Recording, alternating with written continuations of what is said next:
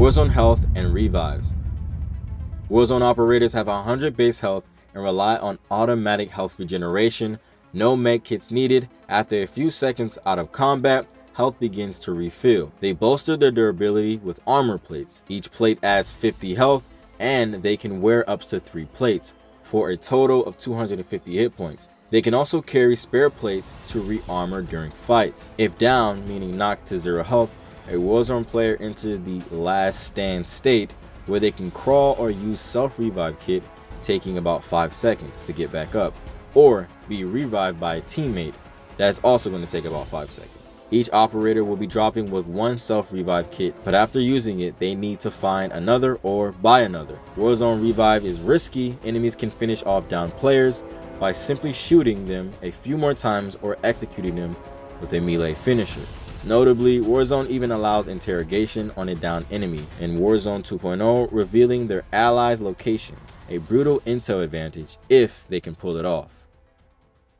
Battlefield soldiers also typically have 100 health with auto regeneration after a short delay. They don't have equipable armor plates, so their max health is going to stay at 100. Some Battlefield titles allow passive health boosts or body armor, gadgets, but nothing as strong as plus 50 armor. And we're not even going to be using that in this scenario. However, Battlefield's medic system is a game changer for them. Any teammate can attempt to revive on a downed soldier. In recent titles, all classes can do a slower revive, and the dedicated support medic class can do it fastest. Battlefield 6, which was released not too long ago, 2025, introduced a drag and revive mechanic, which is pretty cool because now you can drag soldiers while you're reviving them. The support class carries a defibrillator gadget which can revive a teammate instantly to full health when charged up. A skilled medic going between bodies can literally bring an entire squad back to life in seconds. In fact, early Battlefield 6 beta impressions noted reviving 3 downed comrades in a span of 2 seconds. Now, I think the effect on the COD players is going to be minimal just because COD players are really good at killing their opponents and they're really fast. So what's probably going to happen is that COD players are going to down the Battlefield players. Some are going to stay to wait to get revived, but if the COD players are overrunning them, the Battlefield players are going to see this in their down state and they're just going to give up and get respawned. One caveat: if a Battlefield soldier is killed outright by taking massive damage or a critical headshot, they skip the down state and cannot be revived. Notably, the Recon class has a sniper training perk where headshots from sniper rifles are instant lethal kills with no revive possible, effectively countering revival on those hits. So that's definitely going to affect some players on the COD side. If they get hit by the snipers with a headshot, they're not going to go to the last stand state, they're just going to die. Moving on, down state differences. In Warzone, a down player is very vulnerable. They can be thirsted, meaning finished off, by gunfire or explosives. In Battlefield's down state, a down enemy cannot be killed by further gunfire,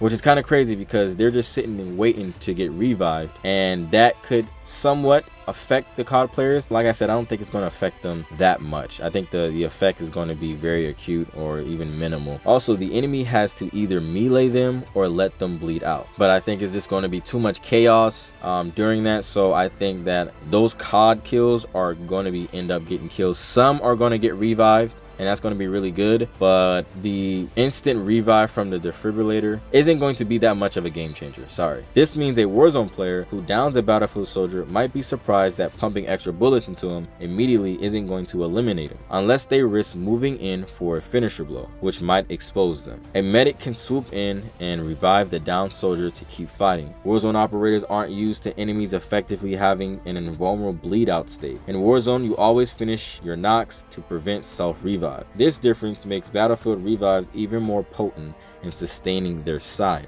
But like I said, I don't think it's going to be that much of a game changer. I think the COD players will adapt to that. Just realize that all they have to do is just kind of be in the era and make sure that nobody comes around and try to revive them, which is not that hard because I played Battlefield 6 for a little bit. If the battlefield is getting too crazy, no one's going to come to revive you. If there's too much going on, you got a bunch of COD players chasing you and wiping out your squad, they're not going to have enough time to be able to revive. They're probably going to be too busy trying to make sure they stay alive.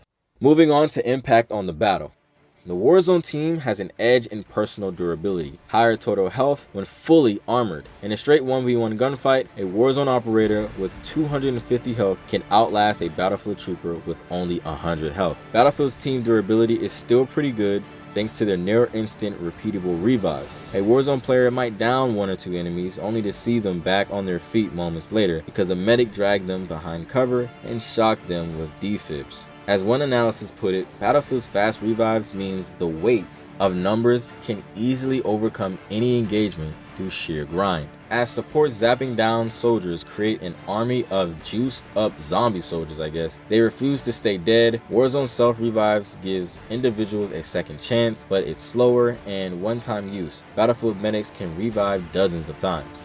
But overall, in a prolonged battle, the Battlefield side can erase some of Warzone's kills through revives, unless Warzone fighters finish every down enemy off, which could be a lot harder to do in this chaotic scenario that the COD players would not be used to. This resilience favors the Battlefield players in attrition warfare just slightly.